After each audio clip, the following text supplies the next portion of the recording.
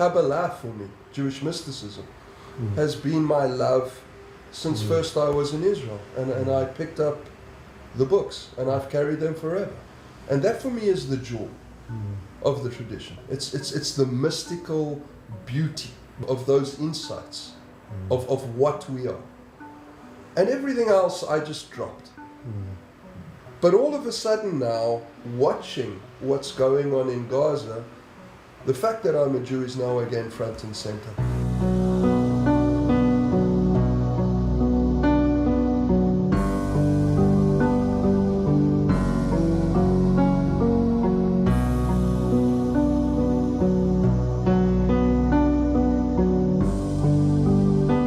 A few weeks ago, I invited my good friend Kevin Bloom, who's a Daily Maverick journalist, to share some of his story with a Christian men's group that meets regularly every week. It was a riveting conversation that covered his own personal story as a Jewish boy growing up in Johannesburg, attending King David, and then volunteering to join the Israeli Defense Force.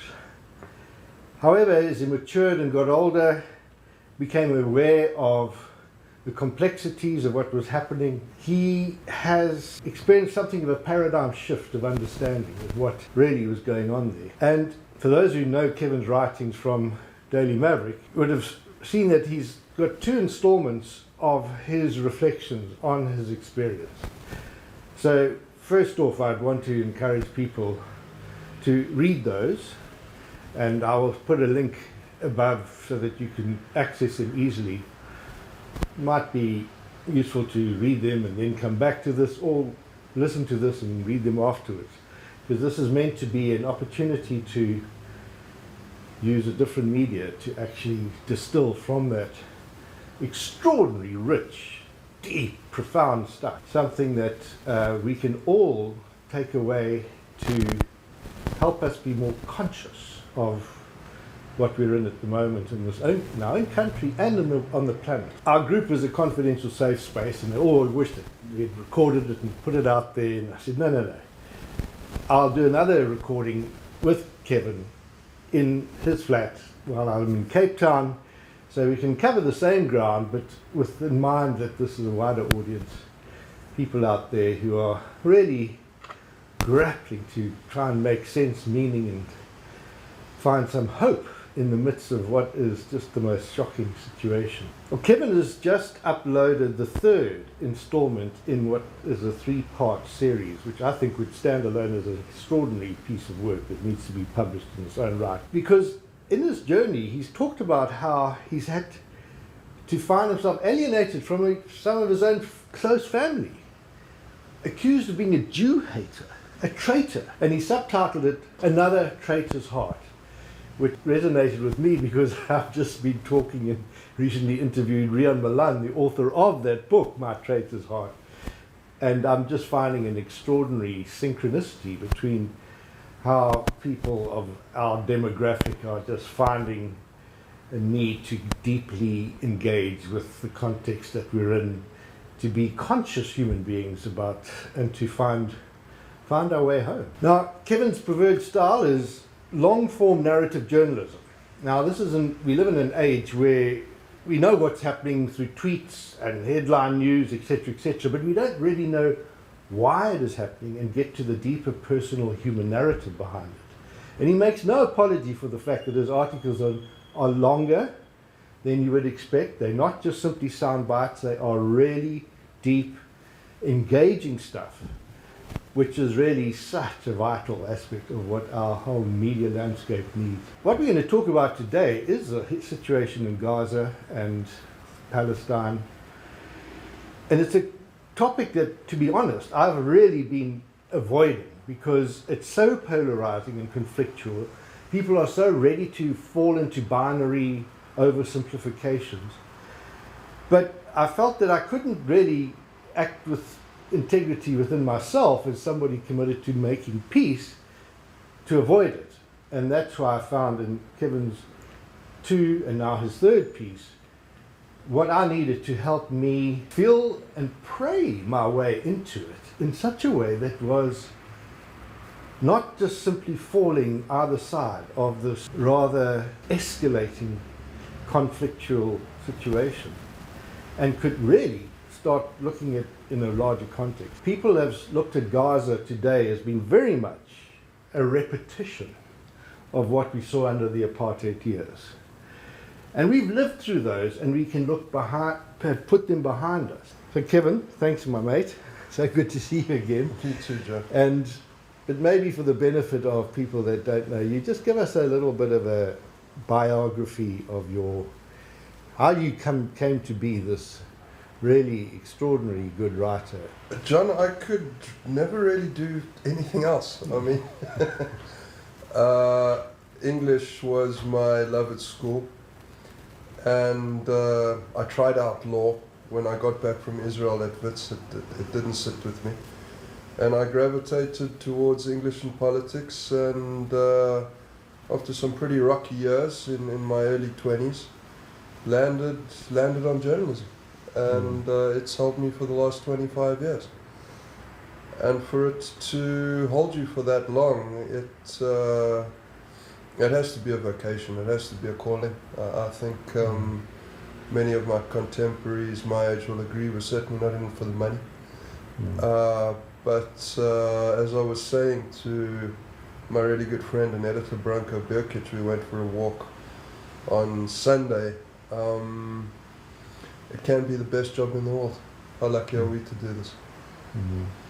And in a world where everybody's coming at us harder than they have for as long as I can remember, and certainly for as long as Branko can remember, I don't think there are many journalists who will disagree with this assessment, that we're really under fire now.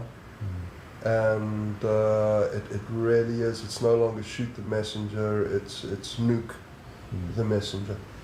And there's billions of dollars behind killing journalism. And I think a lot of times we're not helping ourselves in this post-factual world.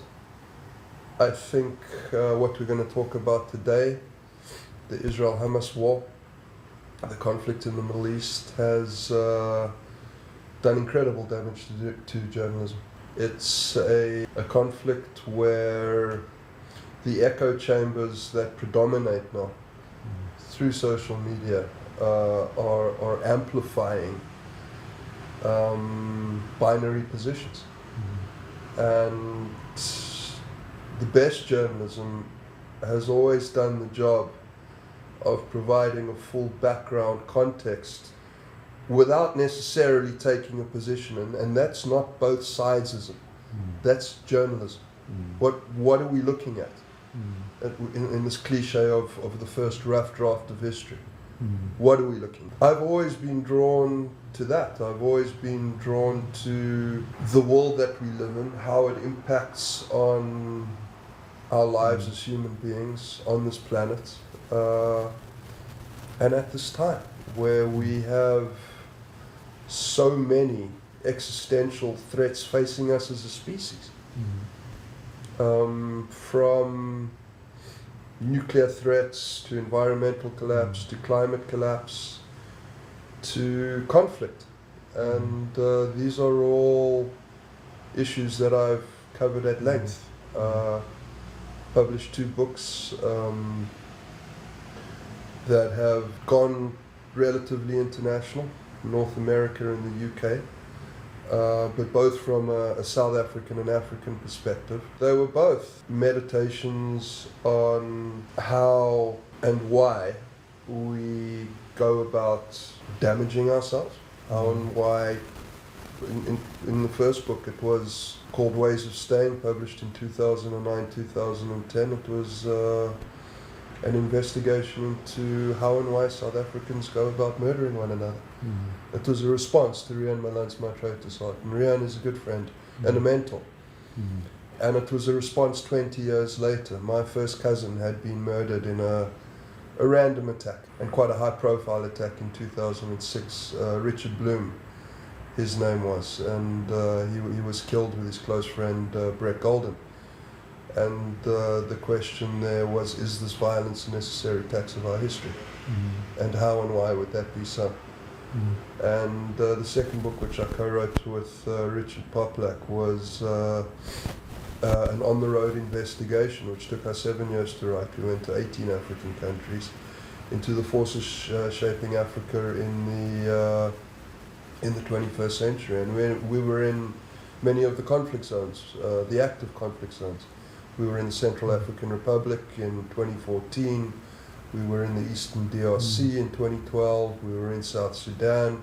The CIO throwed us out of Zimbabwe.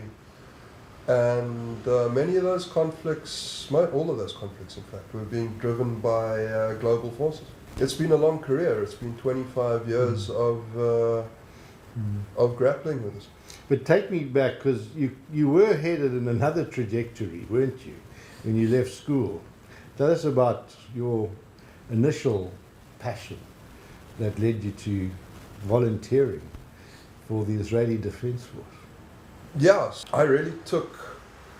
I mean, I was a rebel at King David. I wasn't a good boy. I wasn't a prefect. I ran the bottom boys' toilets and smoked in the bathrooms.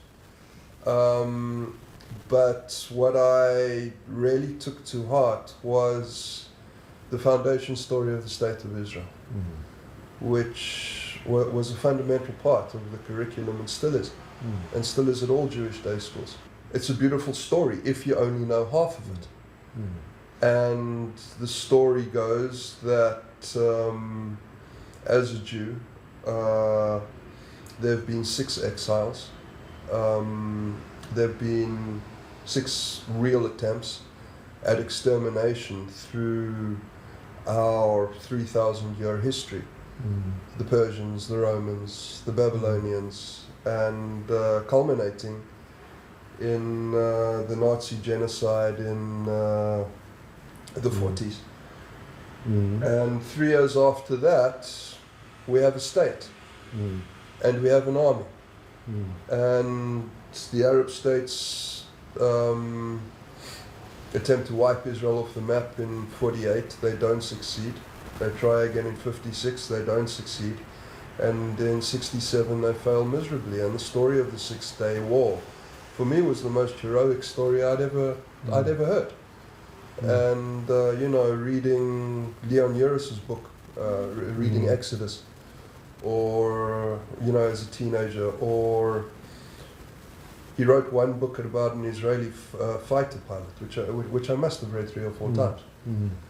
And so I was always an idealist.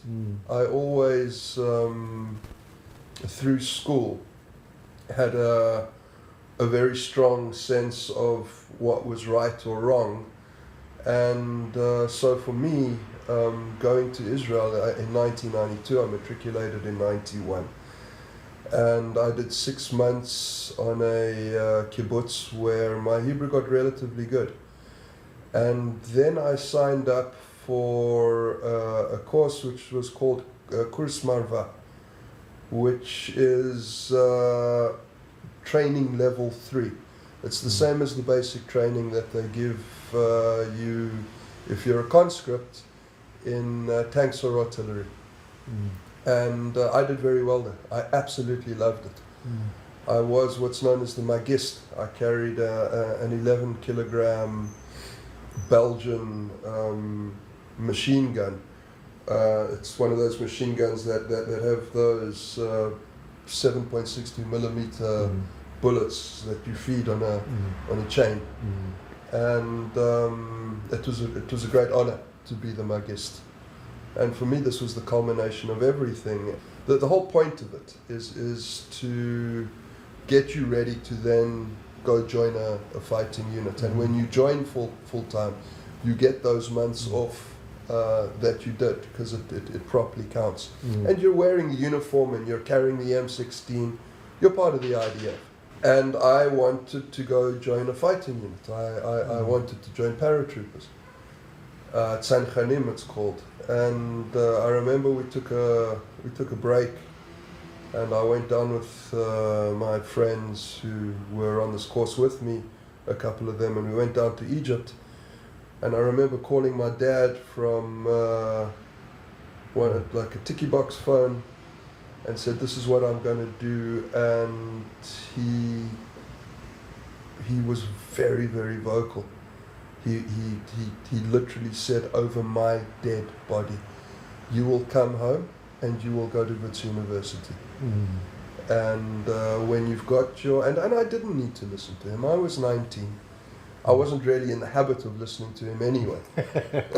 He wasn't overjoyed that I'd gone there in the first place. He certainly wasn't a Zionist. I mean, he was... well, we were, relatively conservative. We did Shabbos every Friday night. We would go to shul on the high holidays. We didn't keep kosher, but we were a mainstream South African Jewish family. And he was a great lawyer. He was a great lawyer, my dad, my late dad. He was a great lawyer, a well-known lawyer. He was a Rhodes Scholar. He was at Oxford with Bill Clinton. He wasn't I remember when, this is an aside, but when Clinton was voted in, just before the inauguration, the Sunday Times of London called up my dad to ask for any memories, and my dad said all he remembers was Bill Clinton smoking a lot of weed. He wasn't a Zionist. My grandparents were, but to be a Zionist at that time, my grandfather fought in World War II. Now that meant something very different to be a Zionist back then. And to get back on point. Because at that time, 3 years after the Holocaust, my grandfather had, he was a gunner, a lieutenant in the Air Force. And him and my grandmother were one of the earliest founders of the Zionist Federation in Johannesburg. Wow. And that was deeply inculcated or deeply connected to a very real and deep experience of anti-Semitism at the hands of the Nazis. An understanding that really had nowhere else to go. There was nothing else to understand. That Zionism seemed like the solution. The Jews of Europe had been exterminated. And in this country, there was rampant anti-Semitism at that time. D.F. Malan, when he was the Minister of Education in the early 30s, would turn back the ships. He wouldn't allow them. The ships coming from Germany and then eventually Nazi Europe. So the majority of the Jewish population in South Africa, I think the figure something like 95%, are of Lithuanian descent. And they had left during the pogroms way before the Second World War. So at the time of the Nazi rise in Germany, there was a close alignment between the Nats of that day, just before they got into power, and the Nazi Party. But the story was way more complicated than that. The first long-form piece I actually wrote on this topic was in 2011, and it was the Judge Richard Goldstone story. And it was an exploration of 10,000 words. In those days, you could still write a 10,000 word article. Nowadays, my articles are no longer than 3.5, 3.7, and still people complain about the length. I mean, this is what's happened to our attention span. But back then, you could publish a 10,000 word piece. Through this investigation into why Richard Goldstone, after he had authored a UN report, which pretty much found Israel guilty of war crimes in, I think it might have been the 2008 Gaza operation. The Santon Shul in Johannesburg wouldn't allow his grandson to have a bar mitzvah there. Yeah, I'd already switched by then. Yeah, so tell us a bit about that switch. Because the university was it meant to be a place where, you question, you make up your mind, you try things out. Yeah. So I got back to Wits University in 1993 after that intense experience in Israel and not wanting to come home. I don't actually know why I listened to my dad, but I am forever grateful that I did, because I would have found myself in a fighting unit in what were then called the territories, because then they were still occupied. It was before they withdrew from Gaza in the first Intifada, which was between 87 and 93. I would have been in there. And I would have been an over-equipped young idealist with an M16 and combat gear, facing teenagers with rocks. And I don't think I would have mentally survived that. And many didn't. Many didn't. And this is kept very quiet in Israel. So I find myself at Wits University in 93. And my majors are politics and English. And in 93, the country's on fire. So this is just after the Chris Hani assassination. And the ANC Youth League are upending dustbins all over the East Campus at Wits University. And I fall in with a crowd in my politics class who were basically running the ANC Youth League for Naledi in Soweto. And I would go to their houses in Naledi and we'd drink beer. The one afternoon it came up in a discussion after a few beers that, you know what, they were saying to me, what were you doing and what are you doing here? There's no difference between the Palestinian cause and the ANC cause, and in that moment I knew it was true, and that was implicate in a series of mental breakdowns from the age of 19 to 22. So my mind was holding two incompatible facts without the ability to reconcile them, as I write in that first piece, and so it ruptured. And the process of knitting it and putting it back together meant that I had to go and fetch. So we refer people to that so you can get the chapter and verse. That's the first piece, and it was published, 2 weeks after the 7th of October. I think it was published on like the 22nd of October. That was 2 weeks and 1 day after the 7th of October. That piece was really well received. I got absolutely no hate from that. It led to half an hour with Dennis Davis and Judge for Yourself, and a long interview with John Matham, which seemed to be very well received as well, which is very interesting, because the second one, I did get a lot of hate, and that was published in May. Holy War Revisited. You wanted darker, we kill the flame. That's Leonard Cohen's, that's the title of the last album that he put out literally 3 weeks before he died. And for me, the only interpretation of that had always been, you were speaking to his people. I didn't know I had permission to murder or to maim. You want it darker, we kill the flame. But again, to come back to the thread, so what had happened after that epiphany with my friends from the ANC Youth League in 93, and then having to put it back together,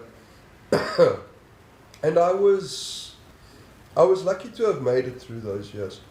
There were some incidents, and some very serious incidents. There was a lot of alcohol and a lot of drugs. And I was lucky to make it to 25, very lucky. But by the time I got there to 25 and then into my late 20s, I had a much richer understanding, because then I started to really read and grapple with Palestinian history. When I was at Wits, I would, any pamphlet I could get, or any book that was available, and there weren't many. I started to read Edward Said, I started to read histories of the PLO, I started to understand who Yasser Arafat was. I started to really assimilate and integrate the absolute irrefutable truth that this was not a land without a people for a people without a land. This was the site in 1948 of the violent displacement of 700,000 indigenous Arabs who were there. Then some really horrific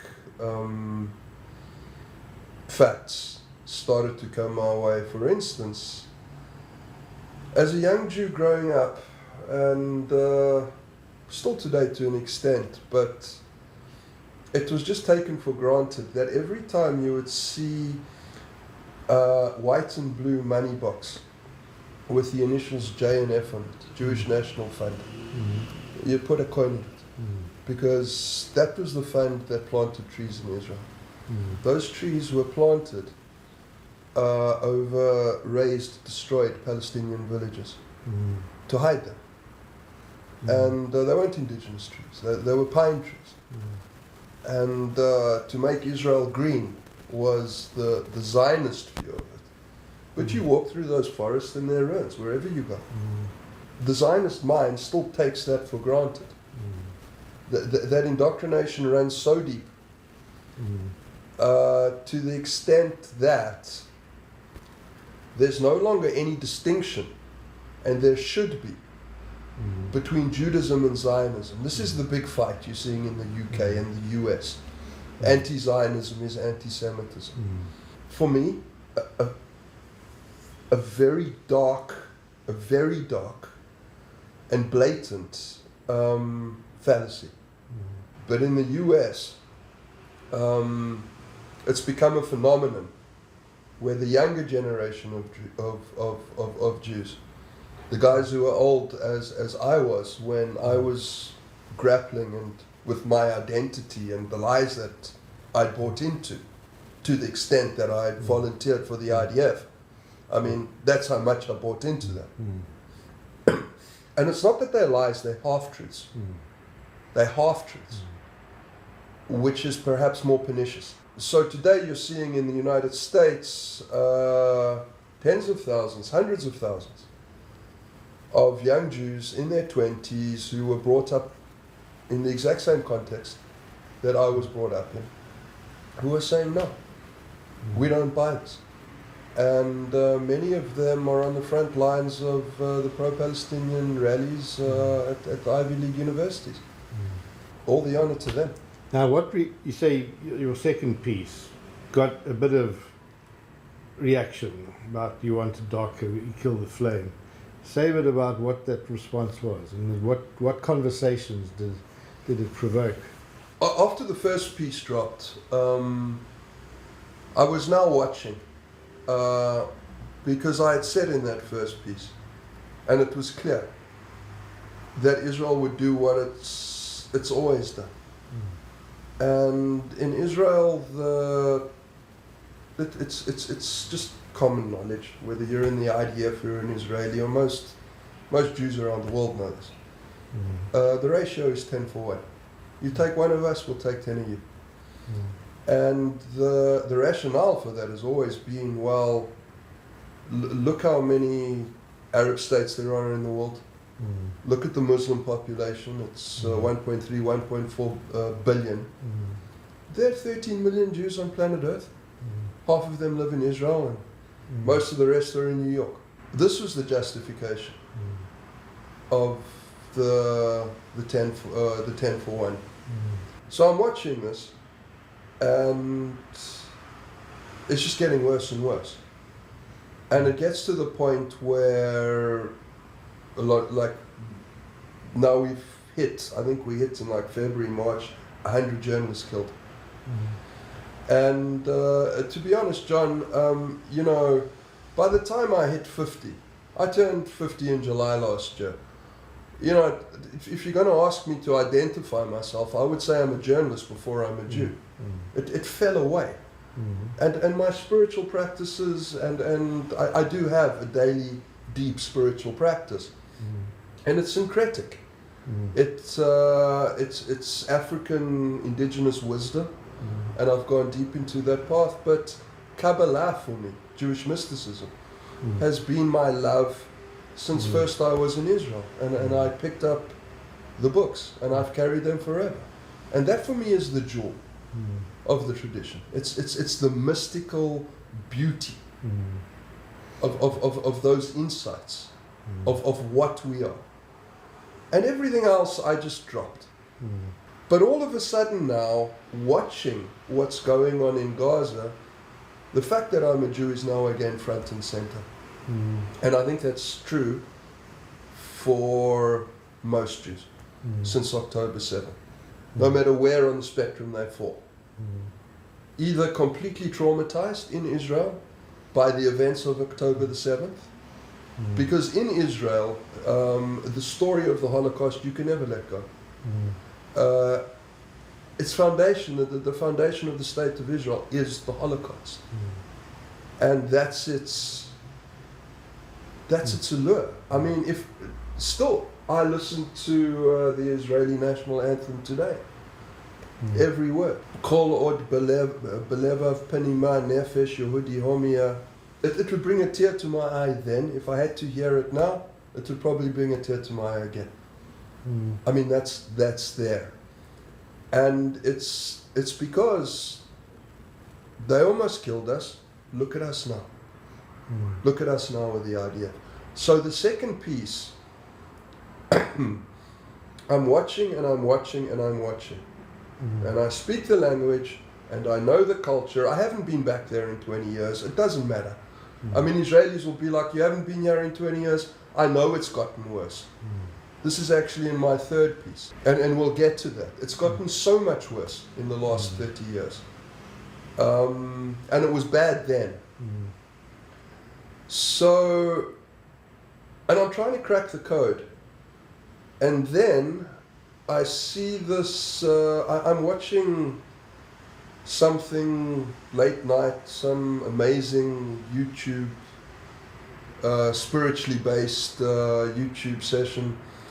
And this author that's speaking quotes Saul Bellow, who's one of my favorite authors. I've read everything he's written, and I have all his books.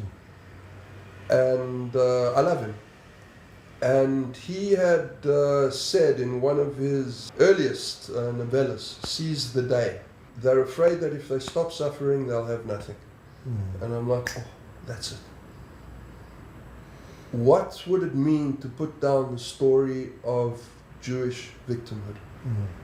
It seems so true and so self-evident that the Gentiles have tried to kill us for so long. Obviously we're victims. What happens if we put it down? What will we have? And then that cracked it for me. Just in the comments underneath, from hatred and bile to a lot of the older journalists were like, thank you, Kevin, which I really appreciated. The guys in their 60s, John Battersby, one of the great editors from back in the day when we had great newspapers.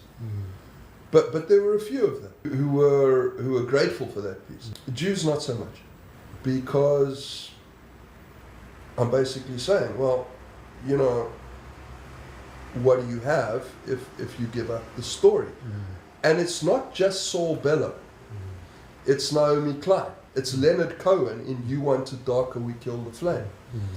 It's the greatest German Jewish philosophers that escaped the Nazi Holocaust and were deeply engaged with the Zionist project at the time of David Ben-Gurion, which was Hannah Arendt and Martin Buber. And these are deeply uncomfortable questions. From that piece, I seem to have lost a dear friend.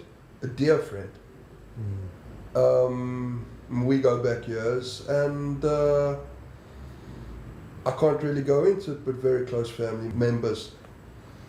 So it's very, very close. Yeah. In reading that myself, what resonated for me, that talking with Saul Bellow and that, is I'd just come across in my work in trying to find some guidance in counseling whistleblowers and the situation they get in, the suffering that they experience, was research done in Israel by some researchers and psychologists, where they've come up with the term which they call the TRV, tendency towards interpersonal victimhood. And in helping and counseling whistleblowers, it's hard not to be over-identified with that role. I'm a victim. Everybody's out to get me. It gives you an identity. And the key thing that they look to in terms of whether a person, they ask you 5 questions about, do you show these tendencies? So one of them is, do you lose compassion for others? Also in a situation. It could be very easy for me to just get around them, become part of their system to actually reinforce this self-reinforcing downward spiral of a persecuted people. Now, of course, they are persecuted. They are suffering. And it's not sufficient just to say, oh, you've got to get over this. No, that's... That's the worst thing you could say. Exactly. You've got to honor them and show that compassion. And that's why I just so love what you did, because I said, well, I don't know how to do it. I haven't gone through it, but just read your stuff. Read as somebody who has come to a deeper level of consciousness about what is really going on and has become far more fully alive. And I'm using a term with a friend of mine who's written a book called Fully Alive. More embracing, more alive to the reality. You still have your heart broken every day by what you read, but you don't steal yourself off from that empathy and that humanity. You somehow engage with it, and that comes out in the third piece, which I've had the privilege of reading, which is just going to land shortly, where I just wanted to weep to hear the story of how you connected with a Palestinian refugee, and she shared her story. Say a bit about how that came about. So, one of the statements that she made, Randa, her name is, Abu Madalala, born in 1984 in Gaza. So, she's coming into consciousness as a young child in Gaza at the time of the first Intifada. These are her first memories at the age of 3 or 4.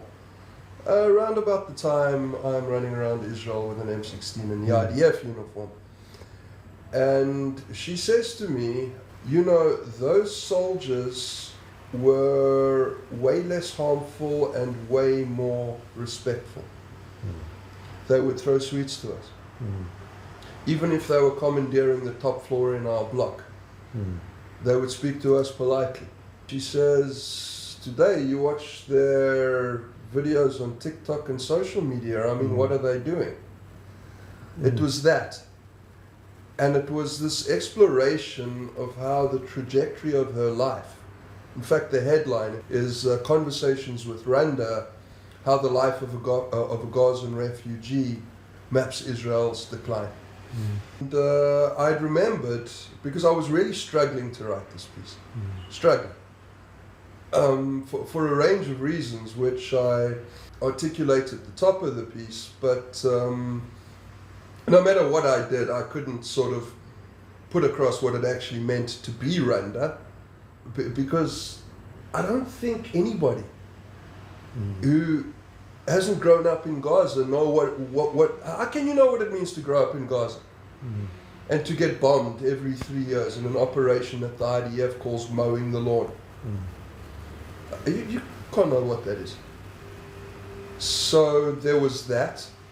And by the way, I mean, she's not the first Palestinian I've met. And there's so many ironies here. There's so many ironies. For example, and this is one of the most tragic parts, and I'll get back on track.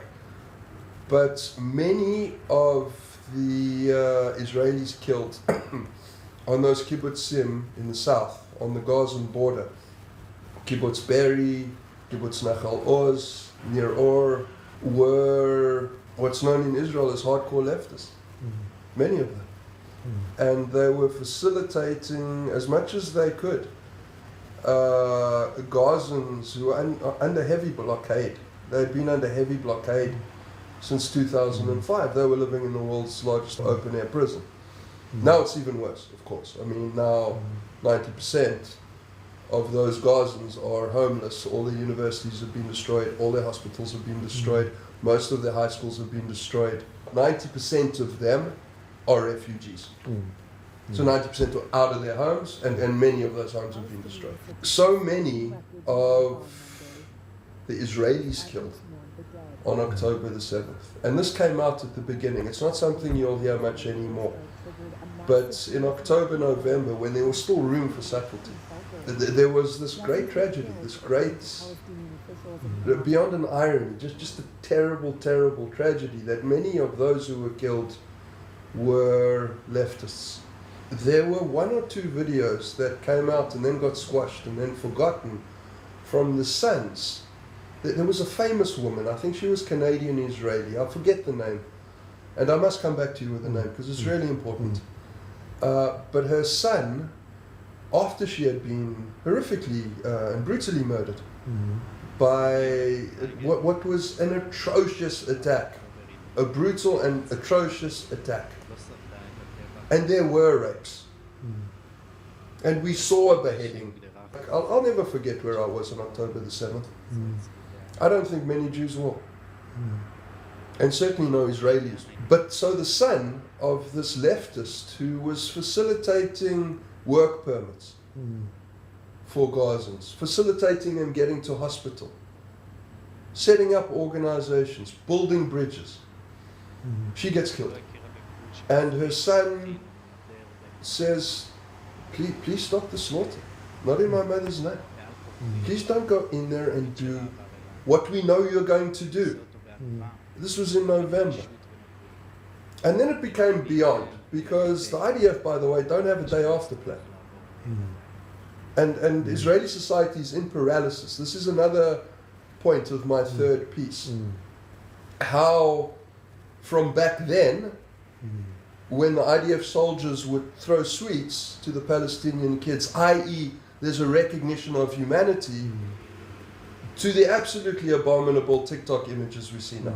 And I would encourage folk that don't just read what Kevin writes, but go to the links. There was, I watched that one, rap video. That Harbu Darb, yeah, I mean, yeah. It was full of kind of this harsh hatred and goading people on, and it actually brought to mind, because I'm doing the research on, what happened in the 80s in South Africa, in the townships of Eastern Cape, with the Langa massacre and the necklace thing and all the rest. You almost felt like there was a similar spirit at play, where people were being egged on to actually to engage in this horrific act. That's absolutely going. Which is only serving to make them more likely to suffer some more. It's actually almost inviting calamity on them. It's trauma upon trauma, and it is inviting calamity upon them. And the narrative of Jewish victimhood is implicate in Zionism's worst excesses. It's completely implicate. But then what really shocked me, the other point in your article, is when you asked Randa about them leaving and where did they go to, and finding that there is this extraordinary thing whereby all the Arab nations around Israel might support the Palestinian cause, but the Gazan refugees, the Palestinian refugees, have nowhere to go. They support the Palestinian cause in name only, and this is historical, with Syria, Jordan, and Lebanon, which have large Palestinian populations. But also in Egypt, which has zero Palestinian populations, because the Egyptians have never allowed a Palestinian influx. And there's this terror and fear of the Palestinian liberation movements, because it's so hardcore, and it is. It was under Yasser Arafat, which is the PLO, and it is now under Hamas. It is hardcore. And it's suicide bombers, and it's events like happened in Hamas. But the point with that Randa article too is less and less Palestinian civilians want Hamas as their government. They might have voted them in 2006. After this event, would they vote them in now? So there's a vacuum of leadership, both for the Palestinians and for the Israeli Jews. I can't speak for the Palestinians. I can speak as a Jew. Because I could arrive in Israel tomorrow and get given a passport for the simple fact that I'm Jewish. Israelis tell me I don't get to speak, I get to speak. If you say you get to speak in my name, if you say you're the Jewish state and speak for me, I get to speak as a Jew. Now what concerned me though, speaking as a Christian, that the teaching of Jesus' words, foxes have holes, the birds of the air have nests, but the Son of Man has nowhere to lay his head. And I suddenly felt a sense that somebody who has seeks to be a disciple of Christ, who was there to embrace, to show compassion, healing, all the rest, that it's incumbent on me to be true to my own spiritual practice, to actually say, well, what is happening? What would Jesus be doing now? What is he doing? I've been thinking about that myself. Yeah, I really have. And so give me some guidance. I've been reading this, The Good Jewish Boy That I Am. It's a fantastic book, The Meaning of Mary Magdalene by Cynthia Bourgeau. Bourgeau, yeah. Yeah, Bourgeau. She's amazing. Absolutely. Yeah. A mystic. Wonderful. An amazing mystic. What would Yeshua, as his name was, be doing now? I mean, he'd be aghast. He'd be absolutely aghast. I came across something very interesting last night. I came across a rabbi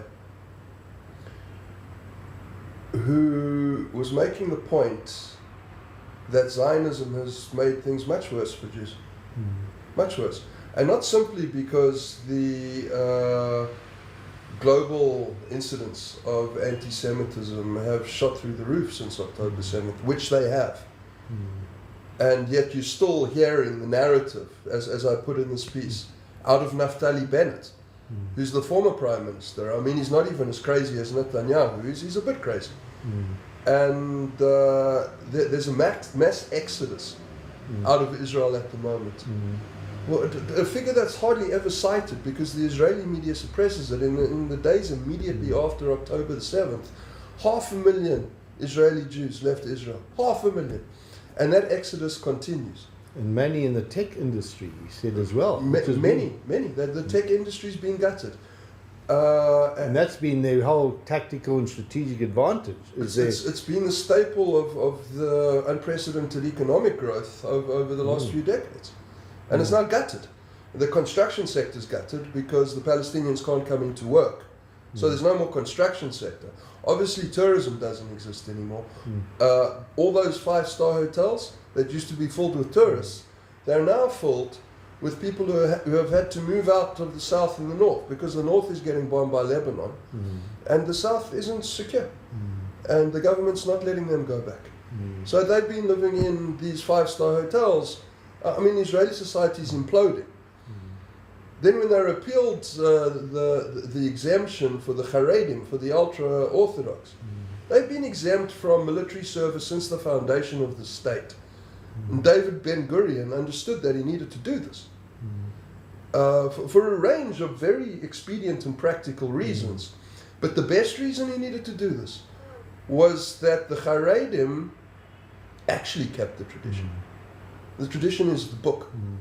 We're the people of the book, historically, not the people of the gun. And so this rabbi I was watching last night was saying there were many streams historically to deal with the question of anti-Semitism in Europe, which was worse than anti-Semitism. It was an intent to wipe us off the map. From the Cossacks in Russia and the pogroms all the way up to Hitler. But I mean, it went through Ukraine, it went through Belarus. At some point, everybody wanted the Jews dead. It sort of started to ramp up in the 1880s, the first pogrom, real pogrom. There had been incidents of it before, but this rabbi was making the point that before they locked the ghettos from the outside, the Jews would lock it from the inside. Because the tradition is, we're not here. And it was this tradition for thousands of years. We're not here to have a nation. We're not here to have a government. We're here to study Torah and to pray for the redemption of the world so that the Messiah comes. That's it. It's a beautiful thing to pray for. Completely peaceful. Weren't even victims. They wanted to stick to their own. And just do what they were here to do. And so Zionism comes along and totally co-opts it. It takes a religion and defines it as a nationality. And this is the problem. So what is it? Is it a religion or a nationality? So he was making the point, if you're a self-identified atheist Jew, the law of return applies to you in Israel. You can go and get your Israeli passport within a couple of months. You just have to land, you have to show a couple of certificates, you get ratified as Jew, you have to show you had a bar mitzvah and a bris, and who your parents were. And it doesn't even have to be Jews on both sides. I'm not exactly sure what it is, but it's a bit lax. If you were born a Jew and you converted to Christianity or Islam, the law of return doesn't apply. So it applies if you're an atheist, but it doesn't apply if you convert to Christianity. So the irony in that. Yeah. Netanyahu is a convenient, he conveniently quotes from the Old Testament when he wants to. That's what he does. He uses names like Amalek. Yeah. It's insightful. And those who want to drive the chosen people into the sea, I mean, it's pure populism, but in its Jewish form. And the religious right, unfortunately, Itamar Ben Gvir, who was a student, a disciple of Meir Kahan from a party called Kach, which was active when I was there. And he was defined as a Jewish terrorist by the Rabin administration. But back then, Shin Bet used to deal with the Internal Security Agency, used to deal with Jewish terror too. Yitzhak Rabin, people forget very easily, got killed by a right-wing Messianic Jew who was very much aligned with Itamar Ben Gvir, who is now the National Security Minister. And their understanding and their reading, which is completely against, and Israeli society gets very complicated, the differences. But the religious right, the right wing, and guys like Itamar Ben Gvir are poles apart from the ultra-Orthodox. The ultra-Orthodox do not recognize the state of Israel. They see it as illegitimate. They do not see it as a holy land. They see everybody else as secular. And they also have been exempt from military service, but now that's becoming an issue too. No, so what happened was this law gets repealed. It was 10 days ago. And these guys are rioting in the streets because they're not going to war for the Zionist state. It's 13% of the population. Yeah. This is imploding Israeli society. It's imploding. Its economy is imploded, its social cohesion is imploding. Yeah, and I mean, what I found extraordinarily ironic too is there was this massive campaign to eradicate Jews. What did it do? It actually created the very a kind of a Jewish movement around the world that spread in the Jewish diaspora, which has had an extraordinarily disproportionate impact on all the societies that we've lived in, including South Africa. So surely the lesson is, if you're trying to eradicate something, you can create something. Sure. And it would seem that they're trying to eradicate the Palestinian is actually creating a Palestinian movement.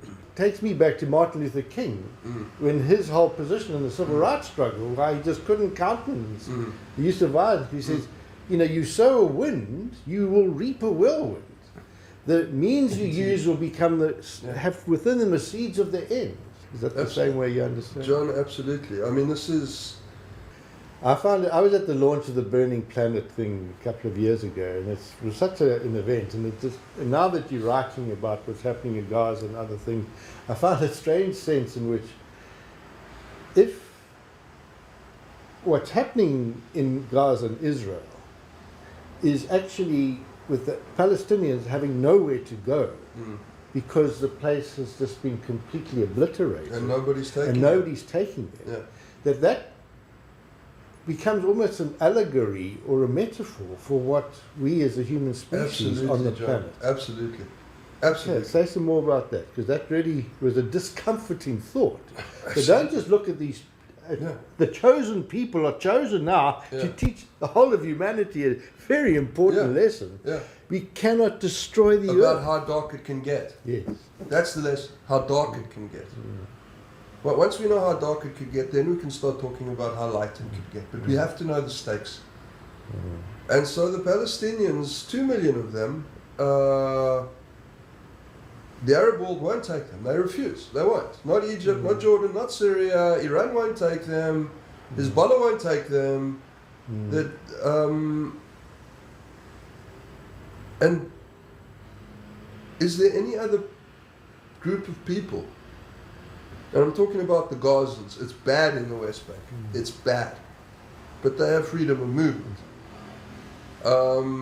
Gaza, there's nowhere to go. Humanity's got nowhere to go. So we're either going to bomb ourselves to death, and if the world allows Gaza to, what is going to happen to those 2 million people will be implicate in the fate of humanity, for me. Absolutely. Absolutely. One of the things I've never said out loud, well, to one or two people maybe, and sort of get it wrong, you're getting closer to what I'm actually getting. This idea of the chosen people, which I've always found odious. I found odious from day one. But yet it is a phrase that has stuck for thousands of years. So chosen for what? Perhaps chosen to show humanity what it is. Yeah, not the best of us and the worst of us. This is what we all are. We're not exceptional. Nobody's exceptional or apart. That's actually the message, and it's so simple that you just want to roll your eyes at it. But that doesn't at all detract from the fundamental truth of it. Yeah, as J.M. Coetzee said, the truth does not care about your misapprehension of it. His sentence was amazing. I mean, but the truth doesn't care. It doesn't care, and it's showing us all. It's showing us all. And the louder you shout, and wow, the Zionists are getting loud now. My brethren are getting so loud and shouty and unplayable. And the louder you shout, the less effective your point is. Just, what are you shouting about? It's either true or not true. Shouting about it and bombing Gaza is not going to make your story true. It's not. What I have found another very useful kind of conceptual framework to be able to try and fathom what's going on is the work of René Girard. Now, I think I mentioned it to you. I found it, particularly again with my working with whistleblowers. And on my YouTube channel, I've got a conversation with 3 friends of mine who unpacked Girard. To try and condense it into briefer summary, he talks about how human learning is mimetic. It's by imitation. It's not some sort of biologically or God-ordained innate thing. From the moment a baby's born and its eyes can focus, a mother will pull a face at the child and the child will copy that face.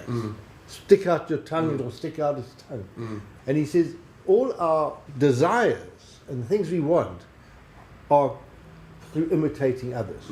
Girard grew up in Nazi-occupied France as a young man, a teenager I think, and was astounded to see that the treatment that the Jews had got were actually replicated by the French resistance against people perceived to have been collaborators with the Nazis. He said, well, how can people who had been so persecuted play the same game? And that led him to, in a lifelong quest, in his whole life, to actually try and understand.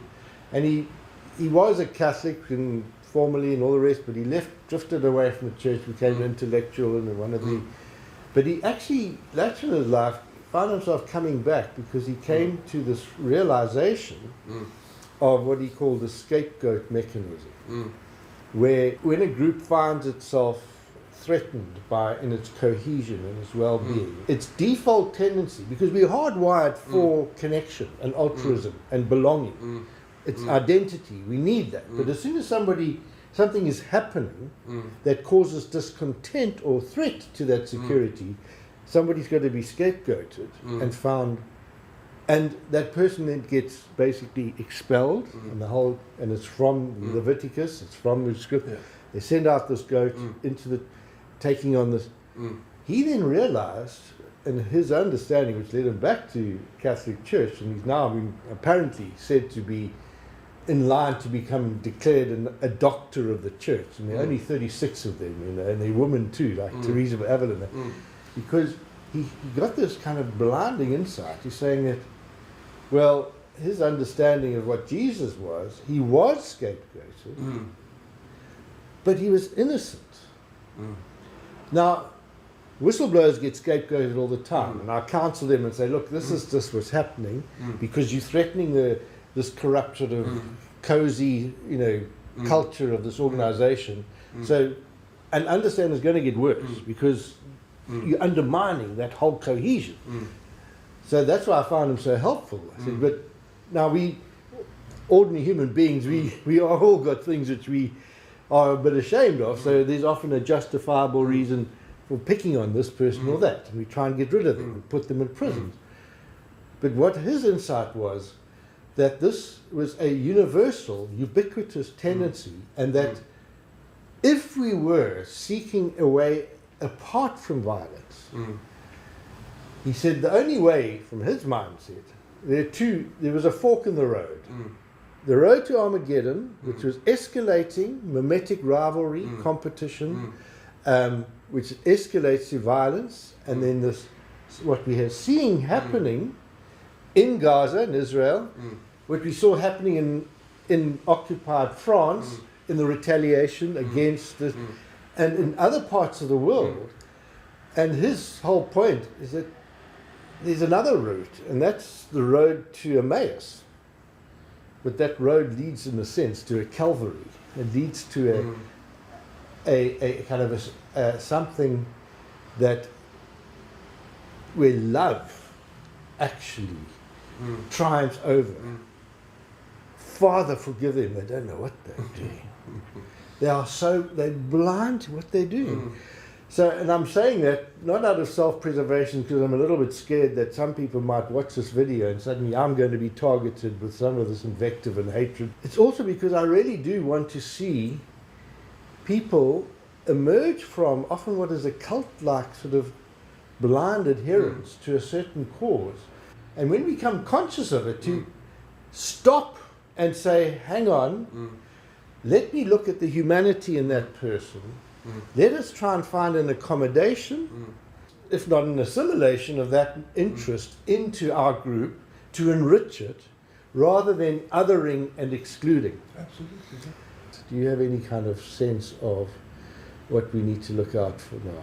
Because I really do ask you this as somebody who's needing guidance too, because we're in such tricky territory in this country as well, going forward. John, I'm of the school, and I'm not alone anymore. There are millions. But we got two options as a species now. We become the next thing that our DNA holds. This is a pressure cooker for taking what's in our DNA and bringing us to the next evolutionary moment. Or we destroy ourselves. Whether it's in a nuclear holocaust, which this Middle East conflict could very easily become.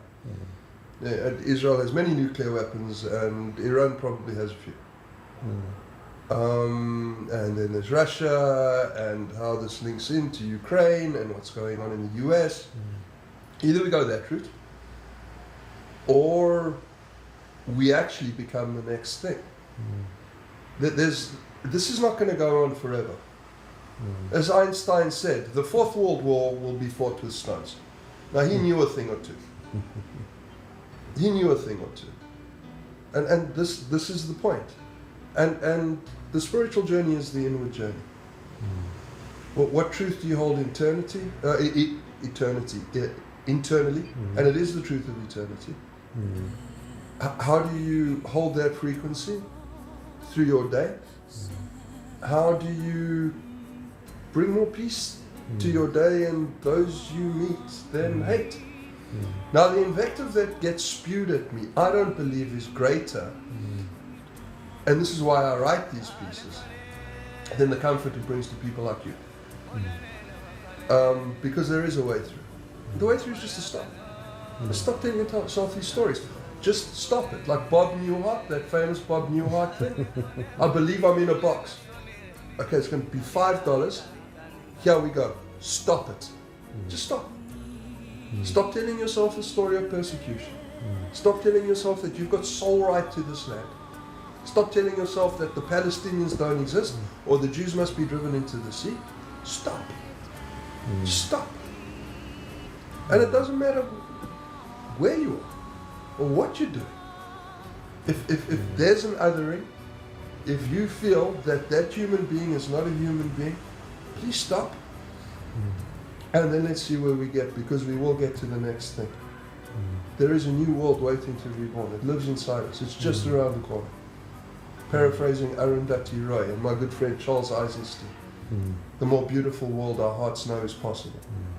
Folk, I think that's probably a point to take away with. I'll have to spend a lot of time thinking this through. The one takeaway I have now is that I had this intuitive sense that what was happening in Gaza couldn't be separated from what was happening in South Africa or the planet. That we do know in this globalized world that we are highly interconnected, and that we are. It's an exciting place to be, because in a sense that we have this capacity for a huge shift of consciousness. In my last video we were talking to Reverend John Wessels from Trinity Methodist Church in his book, talking about a kingdom consciousness. I didn't particularly like the idea of kingdom because it had its sort of connotations of a feudal medieval thing, but his idea was a reign where there was a new consciousness of what it means to be a human being, and an acknowledgement that you don't validate your humanity by invalidating the humanity of others.